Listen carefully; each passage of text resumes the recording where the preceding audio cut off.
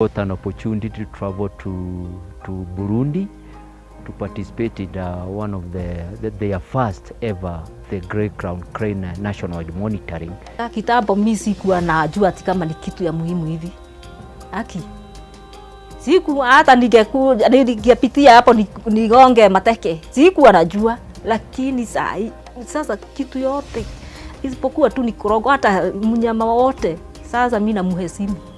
Zamani nilikuwa mdogo, nilikuwa nawashika hiyo watoto na waharibu sikuwa najua.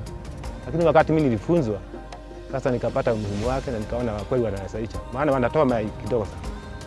Zingine bado zinatoa mayai mingi, lakini wanatoa mayai kidogo sana. Mimi mmoja ya ile watu walikuwa wanaiba huko ngorogo kwa siwa. The Grey Crown Crane is currently listed as endangered on the IUCN list of threatened species.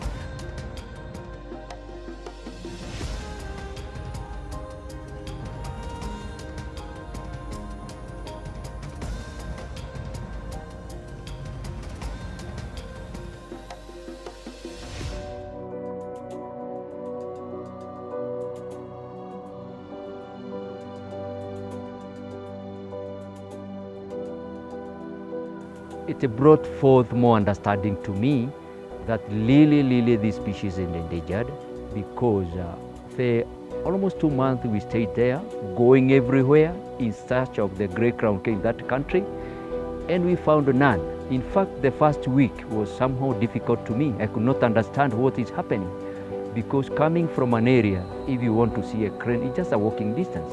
If you just want to, you know exactly, I cannot spend the whole day without seeing a crane. And now going almost two months and you don't find a single crane, it gave me an understanding that surely this is a really endangered species, and they used to succeed to be there. Hii korongo ilikuwa sana inatagea huku chini hapa. Kulikuwa na manyazi hivi.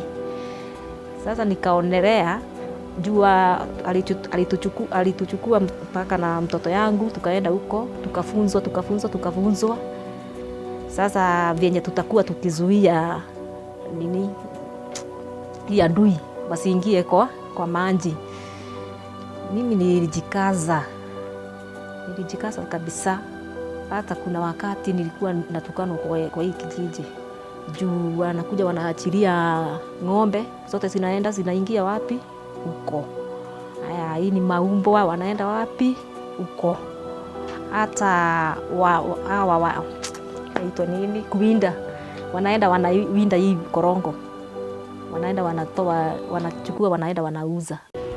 Sasa nilipigana na hiyo vita.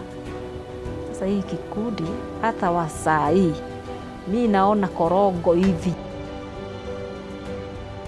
naona ni kitu poa sana juu kilinisaidia wakati hiyo nilikuwa na shida. First time to meet with the crane conservation volunteers, it was 2018. That's back in high school. I was in Form 3. They pay for me a school fees. They taught me about the cranes, the endangered species. They derived that passion in me. And right now, when I end my school in Form 4, I joined them and I become a crane custodian, monitoring the breeding pairs and the research itself.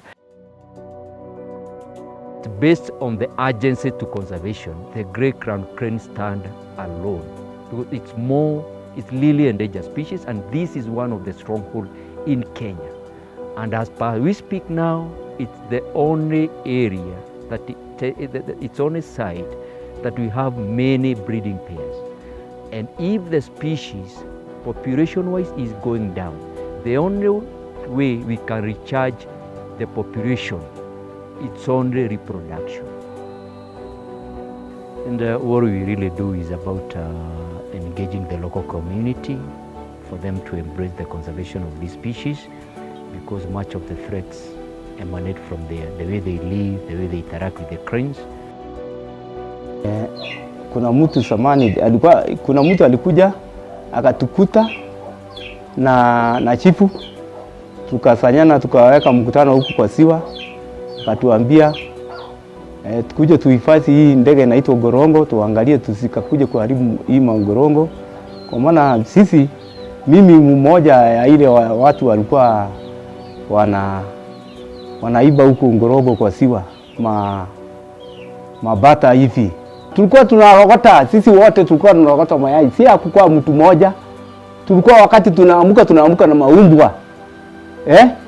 Tunaingia huko kwa maana sikuwa najua kama ati hii kitu ni ya serikali.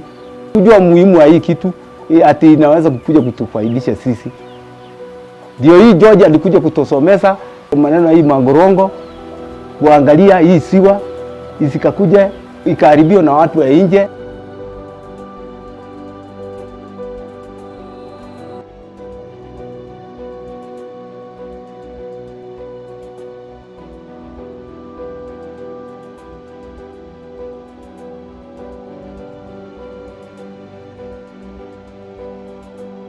Kologo mimi najua umuhimu wake.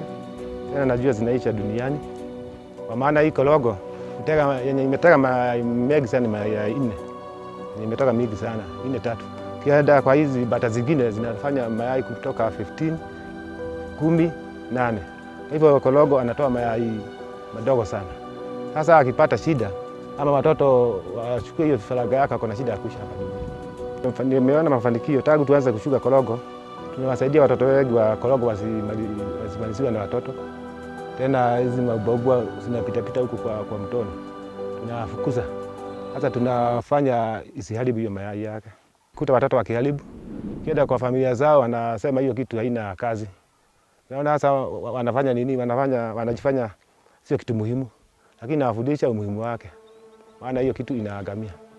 Video imefanya tujue umuhimu wake. Sasa tunawafunza watoto wenye wanachukua mayai huko na wakataza kwa shukuru wenye wanalisha kwa ng'ombe kwa mto kado penye wanategea, tunawaambia waondoe. Washuke kologo sana. Na tena sio kologo peke yake, hata ndege zingine. Wasishukue mayai yake, washuke kwa maana ni maridadi ya lake. Lakini watu wa neighbor ya lake ningetaka kuwaambia washuke kologo sana tena. Tena watoto wakati wamefuga shule waangaliwe sana wasiharibu. Kuna watoto wanachukua watoto ya kologo wanaenda kufuga nyumbani. Sasa ningesema mzazi akiona mtoto wake ana kologo, anatupigia simu tunarudisha hiyo mtoto kwenye anastahili. Mostly it's due to lack of knowledge. They are not aware the danger they are posing to the species. I'm a local resident.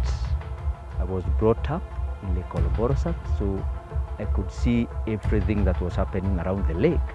And another advantage is that the local community tend to accept me more because I'm one of their own.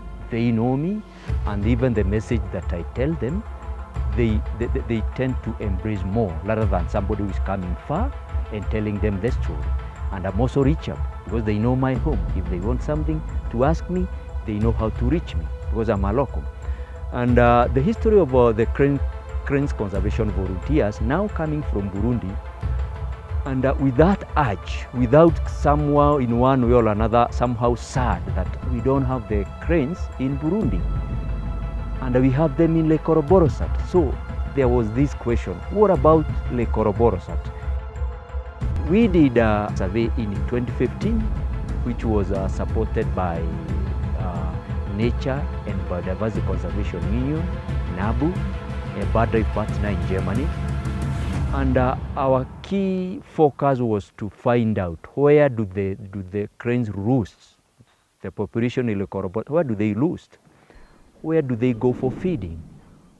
Where do they breed, the breeding territory? And in all those areas, what are the threats? And the major one, we found that the problem, they are facing a deadly threat when they are breeding.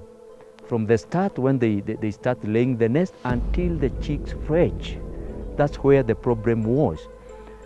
And when we were doing the survey, we found that there was eggs correction was a norm in the area by the local people. There was poaching, catching of the adult cranes, and even sometimes the flightless chick, to an extent that they feed on them. But for them, they were not aware the threat they are causing to the species. Some try to take them at home and try to domesticate, and at the end, the chick will just die. And you find that at the end of every breeding season, we don't have any chick that's fresh.